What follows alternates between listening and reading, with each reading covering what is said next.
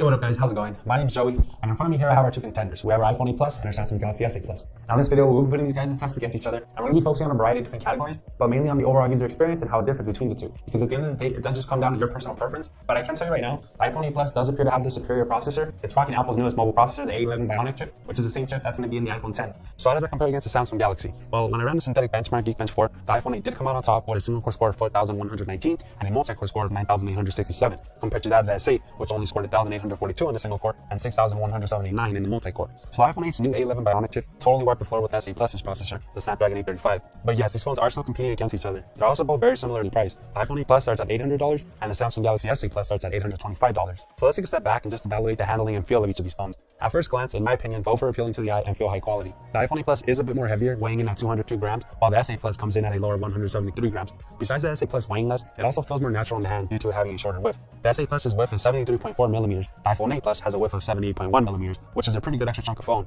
With the Galaxy, I'm able to more fully grip the phone, and the overall handling is just more comfortable and secure compared to the iPhone 8 Plus. When I'm using the iPhone single-handed and have to adjust my grip to either type or reach the top half of the screen, it doesn't feel very secure in my hand. It feels like it could just slip out at any moment. When doing similar tasks on both phones, the S8 Plus is always a more pleasant experience in terms of the handling. And just for reference, my hand measures in a little over 7 inches from end of wrist to my middle finger. Now I know the regular size iPhone 8 is also an option. I'm just giving credit where it's due. The whole point of a Plus model is for additional screen, and if you can do that in a small form factor, then even better. That's why many are excited for the iPhone 10 display, with me being one of them. So the iPhone 8 Plus has a 1920 by 1080p LCD display with a 401 ppi. The S8 Plus has a bezel-less 2960 by 1440p AMOLED 529 ppi display. So you get double the screen resolution on the S8 Plus. Colors also tend to be richer and whites are brighter on the S8. So when you're out in bright daylight, expect things to be more easily seen on the S8.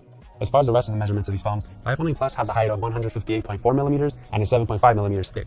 The S8 Plus's height is 159.5 millimeters and is 8.1 millimeters thick. So for the most part, they're fairly similar, except for what really sets them apart being the width. The iPhone 8 Plus is the bigger phone, but that doesn't mean you'll be getting more screen. The iPhone screen measures in at 5.5 inches, while the S8 Plus measures 6.2 inches. Now, not that there's anything wrong with Apple's choices regarding the iPhone specs. In fact, the upgrade in CPU performance was great, but the display is just nothing special and feels dated. I say this because we're approaching the end of 2017, and Apple decides to launch an $800 smartphone with a lackluster screen compared to the competition. But enough about that. Let's move on to the cameras. The iPhone 8 Plus has a 7 megapixel 2.2 aperture front camera and a rear 12 megapixel dual camera with a 1.8 and 2.8 aperture lenses. The Galaxy S8 has an 8 megapixel 1.7 aperture front camera and a single rear 12 megapixel 1.7 aperture rear camera. Both phones shoot video in 4K, but the iPhone shoots up to 60 FPS in 4K. The S8 Plus only shoots up to 30 FPS in 4K. So here's some pictures I took. As far as which one's better, sometimes I found myself preferring the iPhone shot and other times S8 Plus. Once again, I think it just comes down to personal preference. I may prefer the iPhone shot while you may prefer the Samsung Galaxy shot, so I'll let you guys be the judge.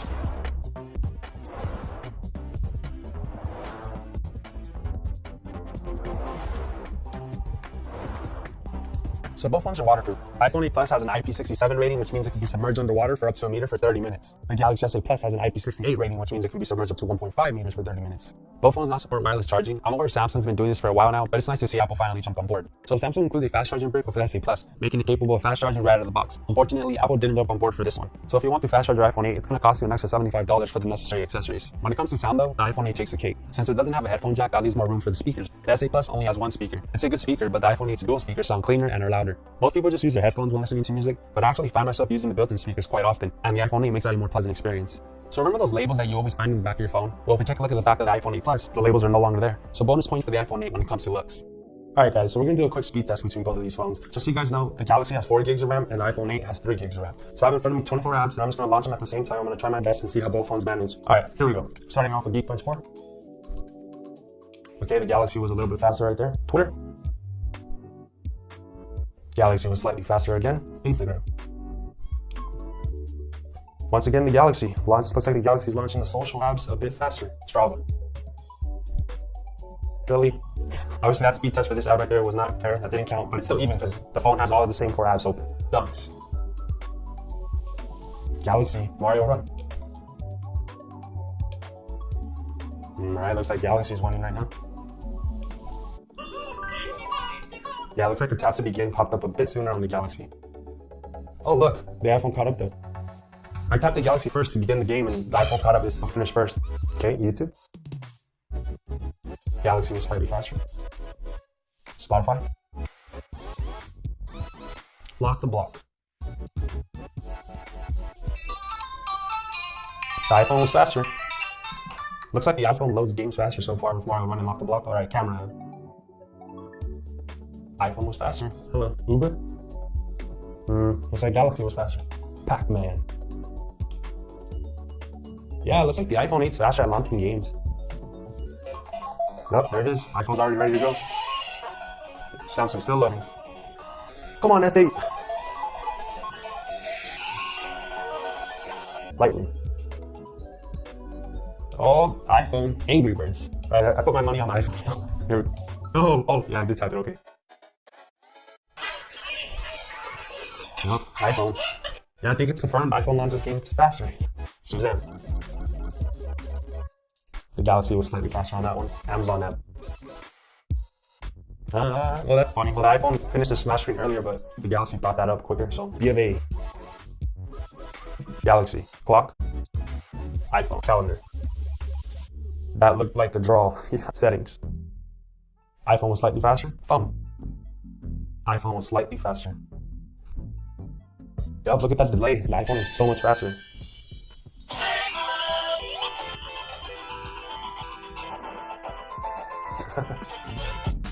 I just wanted to already launch the game, get the game running on both phones to see how it affects RAM. Because after I'm done loading all these apps, I'm going to go back to certain apps and see if any of these phones actually have to reload the apps. Because that sometimes happens. You're trying to switch between apps. When you have to reload it, it's going to take up a lot of your time. So we're going to find out if any of these phones do that. All right, so where do we leave off? Minion Rush. Okay, here we go. Looks like iPhone is slightly ahead. Yeah, iPhone quicker. Sonic Dash, last app. Oh, yup. Oh, iPhone. Alright guys, so all 24 apps are now open at the same time on both phones with quite a few games running at the same time. So let's go ahead and take a look at them. Here's all our apps. So let's go back to the beginning. There we go. I'm going to start off by launching the socials. Let's try Twitter. Are they going to reload or are they going to leave off where they were? Which one will come back quicker? Here we go. Oh, the Galaxy had to reload. Did you guys see that? Okay, let's try another app. Angry Birds. Okay, here we go. Dang, the Galaxy had to reload. See what I'm talking about? Like, you just pick up and start playing right where you left off. The Galaxy had to reload. That's really surprising to me because the Galaxy is the one with the 4 gigs of RAM. You would think the Galaxy wouldn't have to reload the app, but it did. And the iPhone only has 3 gigs, but it didn't have to reload Angry Birds, so that's very interesting. Oh my goodness, watch it reload Mario Run too. Sorry, Mario Run. Here you are. Okay, here we go. Dude, guys, look at that. See, so yup, on the iPhone, it's gonna be wasting all this time. Yup, look, see, it has to restart, reload the whole app. Last one, let's try Instagram. One more social. Where are you? Instagram. There you go. Okay, Instagram. Oh, yay, Galaxy! Alright, that'll wrap up our speed test. You guys get the point. But yeah, guys, let me know what you guys think. Would you go with the iPhone or the S8 Plus? Me personally, I'd go with the S8 Plus just because it's green right now and just that it's like its form factor, it weighs less. I love it. It's versatile. But I do own an Apple Watch and I am keeping it. I really like it. So maybe I'll switch to the iPhone 10. But right now, my daily driver is the S8 Plus. Thanks for watching.